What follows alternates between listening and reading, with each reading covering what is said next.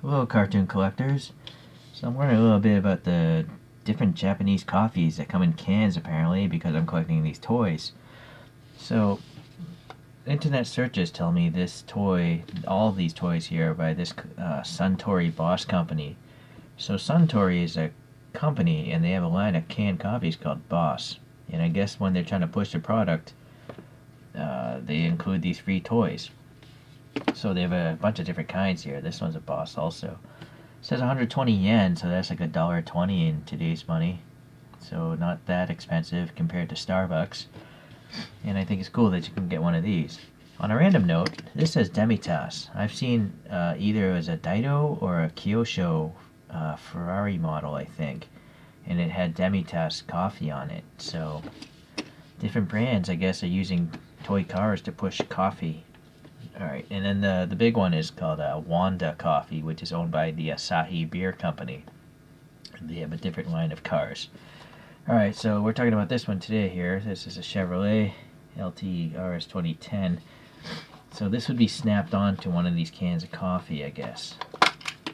Anyway, but I had to buy all these cars here. I don't live in Japan. So it does say Boss here, so, and then it says it's a 9-car collection. So I got these 3 now. I have these 2. I'm still missing these 4. I'll try to get them someday whenever they can come up pretty cheap. Alright, let's get that out of here. So, it's a different type of cartoon style where the body's pretty high and the cockpit is pretty short. And then they're very wide as well. But unfortunately the wheels, the track width is wider than the car, so some modifications are going to be necessary. Alright. Also, these wheels aren't very good. They look like train wheels or something very industrial. They don't really look like car wheels to me. Sorry, focus. Alright, but still, decent panel gaps here. Sticking out here, this door handle, the windows slightly smoked. You can see the wind-up motor there. All these are pullback toys. Okay, what I do like about these is they tell you what the car is. So we know this is a 2010 Camaro. We got grill details here, painted black, as well as a Chevy bow tie. Even that little vent's got some black paint in it. Fuel filler. Chevy badge here, red taillights painted on, and then I think this license plate is actually a black tab for the base. Some exhaust tips. So only one screw holds the front, and then that tab is what's holding the back in. Alright, it's all plastic, super light. Again, it's free with a $1 can of coffee. Alright, same wheels here in this. This is a Camaro from 1982. I like this one more details, you know. Black and silver, black, orange, red, black. Nice taillights too. Good separation of the colors. And then a really tiny tab on that one. But again, the track width is really weird, you know. So an easy fix would just be to loosen this tire off, take some clippers and clip off a little bit of that axle on both ends. Then you can push it back in tighter. Okay, what's this guy? This is a 2002 Camaro. So we got some black, some marker detail here, silver, nice silver stripes. The intake there, fuel fillers over here. And then the taillights are nicely done. Good separation of the color, and then the Camaro printed nicely, and then that little tab. Alrighty. I think this is the standout though.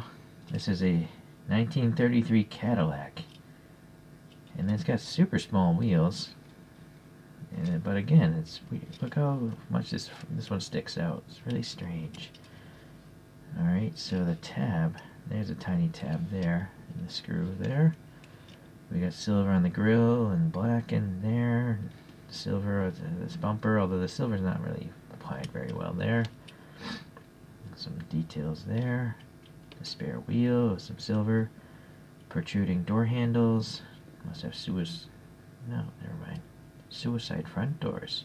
And the top here is like a cream or tan colored Yeah, convertible. There's the motor, pretty clear windows. And then some red on the taillights. This is silver, right? So a lot of paint apps going on.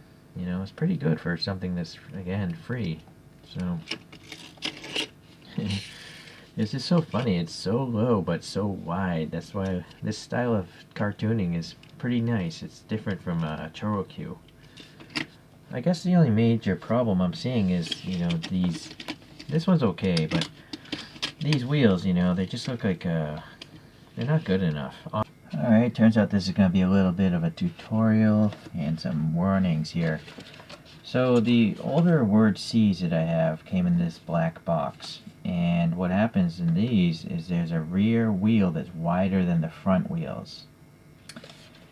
Now I ordered these more recently, and in this box all four of them are very wide rear wheels. There are no thinner front wheels.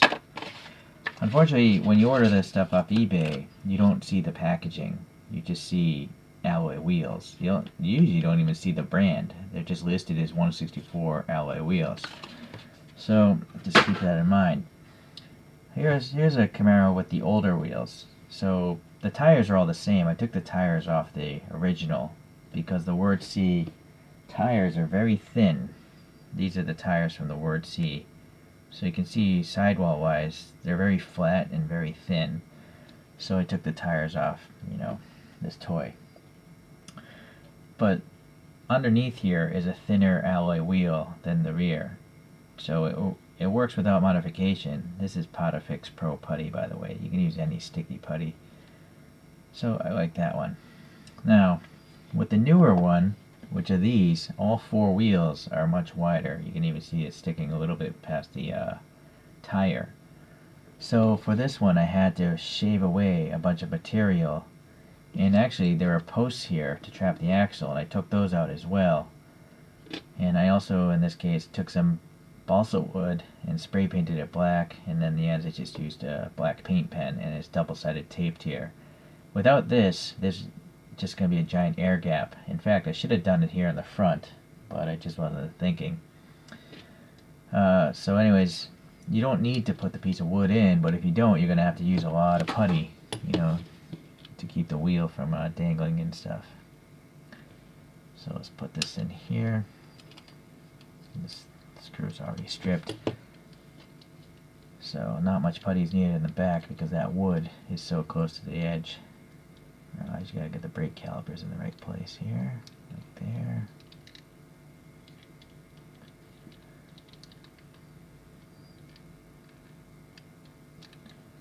Okay, so without shaving that plastic material, these wheels are sticking out pretty bad, so that's why I decided to shave it. These toys weren't that expensive, so I don't care. Alright, so now it is underneath the fender, although I gotta move the tire out a little bit. Okay, so let's try the front one. Yeah, see, you can see the giant air gap, right? So you gotta use a lot of putty. Or maybe not. Let's see what happens. Actually I didn't. I gotta twist that brake caliper.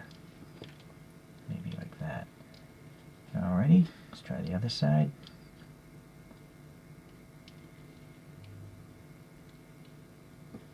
Alright, that works. So, you know, the bottom isn't pretty to look at. You could use the yellow putty, blue putty, whatever, because you don't see any of it from the top view anyways. But I prefer the gray. Why not? Alright, so that's this guy. Alright, let's take a look at the other models here.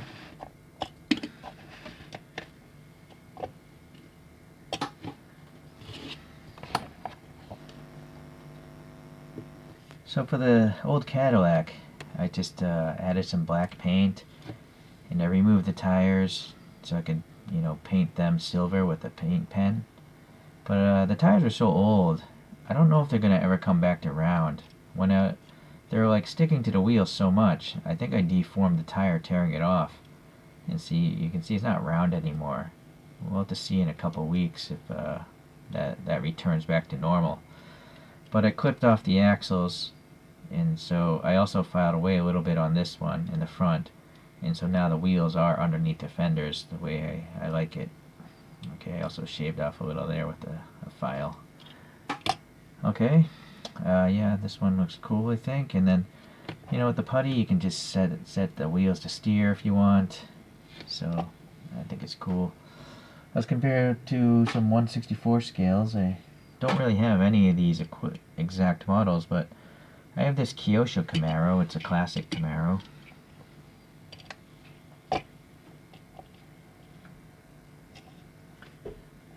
How to do this?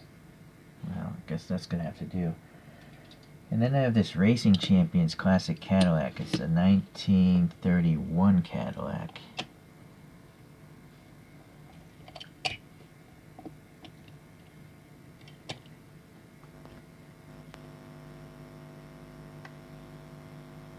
Alright. So, yeah, interesting foreshortening, cartoon style. Let's get these out of here and look at some other deformed cars. So this is the first one from the collection I got. It's the Cadillac Deville, and I like this one because it's actually got the rear wheels underneath the fenders. I also clipped off the axle on this one. It was sticking out just like the other one. And I added some paint details, taillights, and some extra work there. I have this Kins Fun. This is a pretty cheap wine pullback toy as well. And it's obviously cartoonish, but it's quite large compared to these guys. Look at this. Big difference. But the standard would be choro-q. So here's an Alfa Romeo Giulia. Just a plain stock version.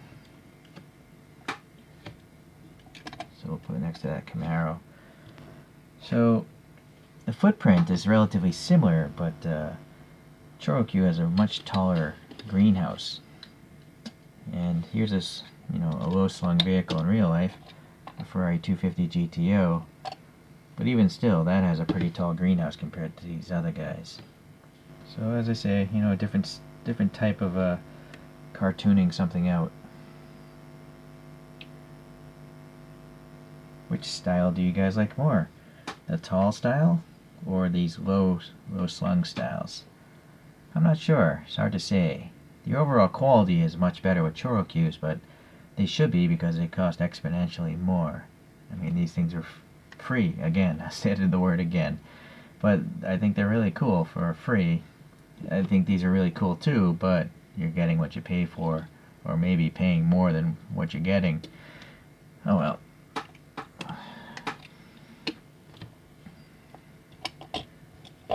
Alright, so I'm still missing a few from the collection. Hopefully there'll be a follow-up video someday whenever I get those in. Thanks for taking the time to watch. See ya.